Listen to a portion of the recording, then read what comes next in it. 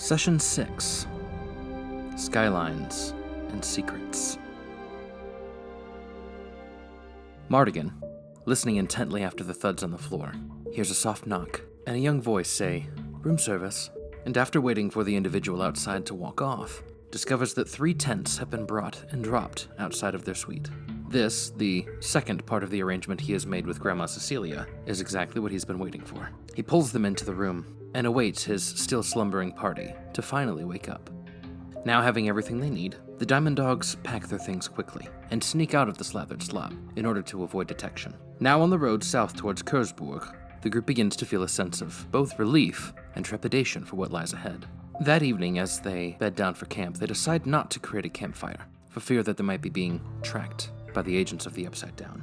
And during Mardigan's watch, he hears a strange sound approaching the position of the group. Strange trilling and small, guttural voices. Keeping as quiet as he can, he draws his blade, but ends up not needing it, as the goblins walk past the slumbering party, completely unaware of their location. Mardigan recounts the tale to the rest of the group the next morning, and informs them that they should be careful moving forward. It is after but 3 days total that the group eventually notes on the horizon a beautiful skyline. Deciding to sleep one more night under the stars, Fenwick takes advantage of his lone watch to attempt to identify some of the tattoos on Rek, but unfortunately wakes him during the process. Rek expresses to Fenwick that he doesn't want to be messed with, and Fenwick respects his wishes. The following morning, the group plans for the day ahead, and Eros informs the rest of the dogs that Vicky, his ex-fiancée, is the relative of some Lanfany higher-ups, and he would like to avoid detection, if at all possible. They agree to keep a low profile, as this seems to be in the best interest of the group, and make their way into Cœursbourg proper. There, Eros leads them to the care of the Coast Inn, owned by one Merle, an old acquaintance of Eros, who also reveals to the party that he is a traveling tea salesman. "Laros," Merle exclaims. "It's been a while since I've seen you in these parts." "Oh, you know me, traveling around as I do." "It is good to see you, Merle. Are you in need of any tea?"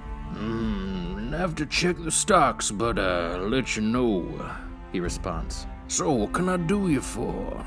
And the group decides to purchase 2 evenings stay at the care of the Coast Inn. "Rooms will be ready a little earlier in the evening, if you don't mind," Merle informs them, and they decide to take advantage of their free time and explore the city.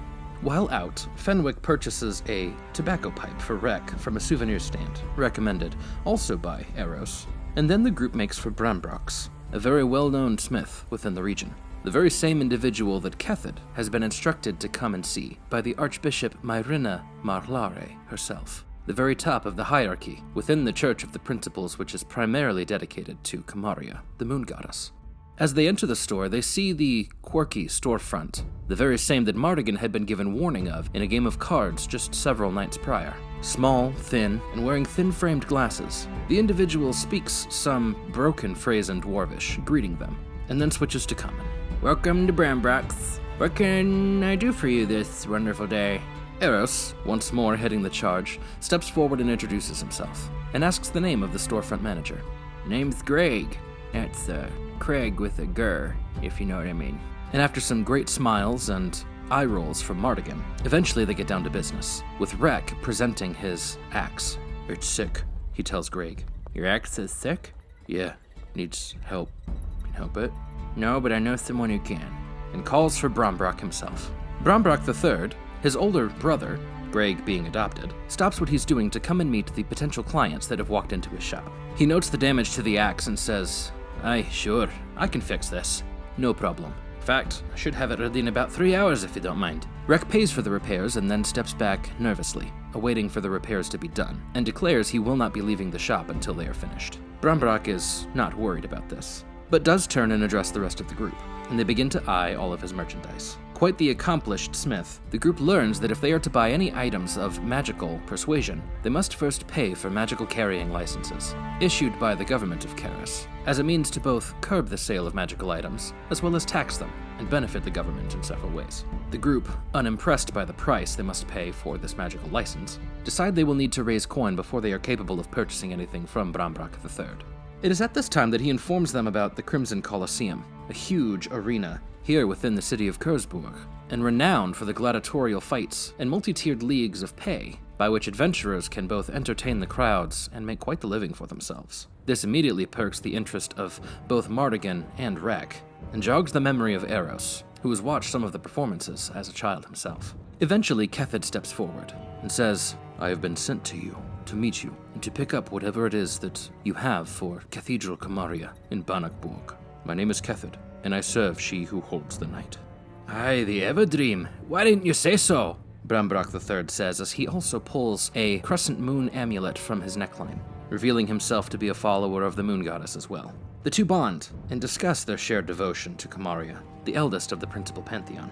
And after a few moments, Brambrock III reaches down, opens up a safe underneath his desk, and pulls from it two items: a lockbox that is lined with lead on its interior, with a mastersmith lock and a key, and then pulling out from a deeper section of the safe, a metal ingot that shines a brilliant shade of blue.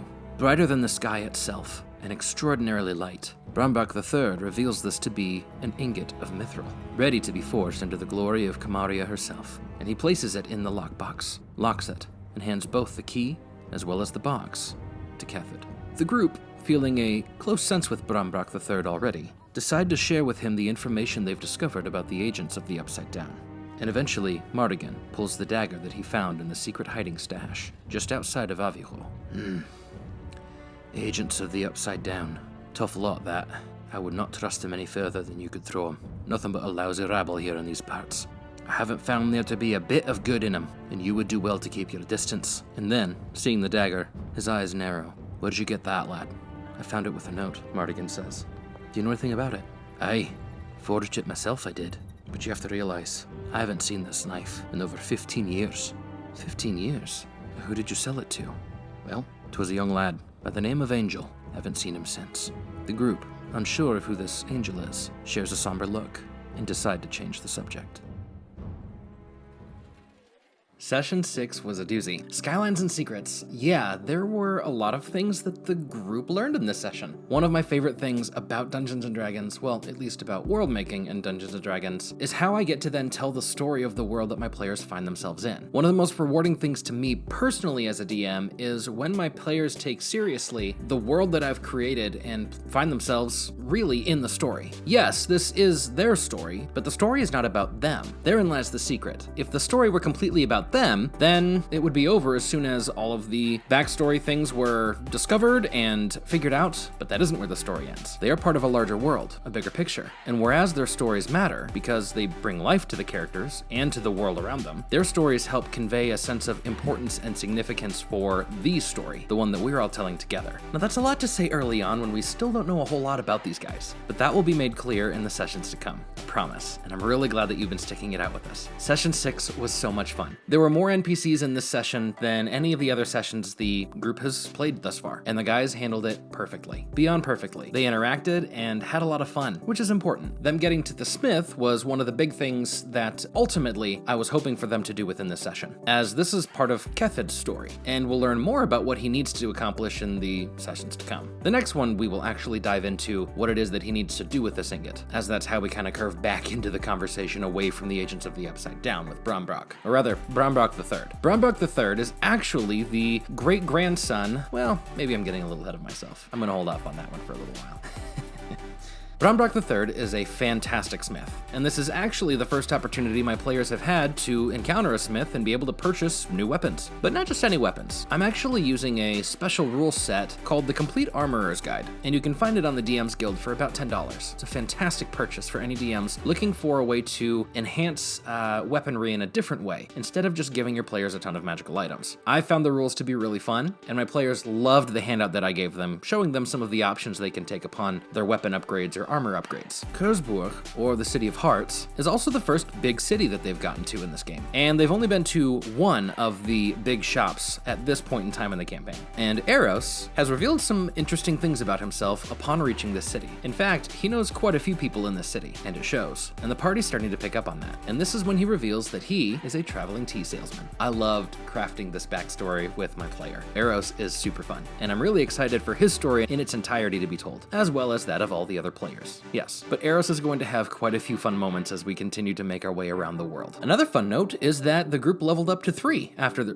it was actually in the middle of this session. I had set the milestone for when they arrived at Cœursbourg to level up to 3. So at this point, they're going to start to pick the rest of their archetypes, if they haven't already. And that will be revealed at a later time. I don't really want to give away all the secrets just yet. But if you have any ideas so far, based on what archetypes the players might have chosen, go ahead and drop those in the comments down below. Or you could hop on over to our Discord server, and we can talk about D&D like forever in that Discord. So please, if that's something that sounds fun to you, go ahead and join us. It's not all D&D, I promise, there's room for all here, but this story has really started to pick up. And Cœursbourg is only the beginning. All of my players, well, yes, players, not characters, but players, have shown a great interest in the Crimson Colosseum, and I'm really excited for when they eventually get involved in that. That's going to be a lot of fun. All right, again, thank you so much for joining us here. It is my honor that you have spent time watching this video, listening to the story, and spent time with us. I know my players have really enjoyed that we've been putting out these recaps. It allows them to listen back and hear things and remember some of the things that maybe they forgot as we were getting into the sessions, or it's been several sessions and they just couldn't remember all of the details about a certain thing. And then also to have an audience to listen to the story too. We've actually been talking about potentially putting out an audio play podcast. So if that's something that you would be interested in, again, comment below. I certainly want to know what